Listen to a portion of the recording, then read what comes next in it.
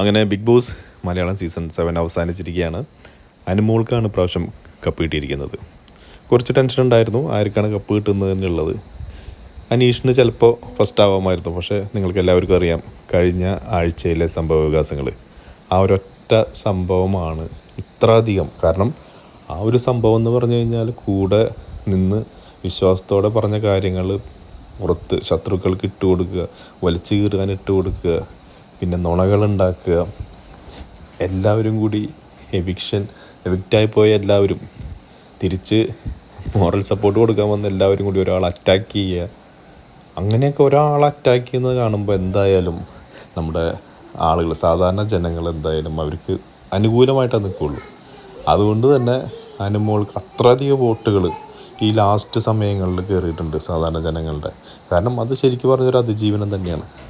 എത്രയോ സോഷ്യൽ മീഡിയയിലുള്ള ഈ big boss മേഖല അല്ലാത്ത ആൾക്കാർ വരെ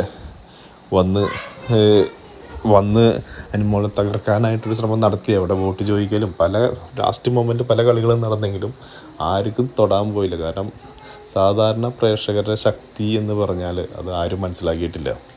കോമൺ മാൻ്റെ പവർ അത്രയ്ക്ക് പവറാണ്. അവരൊരുമിച്ച് നിന്ന് കഴിഞ്ഞാൽ പിന്നെ ഒരു ശക്തിക്കും അവിടെ അടുക്കാൻ പറ്റില്ല എന്നാണ് ഇത് കാണിക്കുന്നത്. എന്തായാലും കൺഗ്രാജുലേഷൻസ് അനുമോൾ.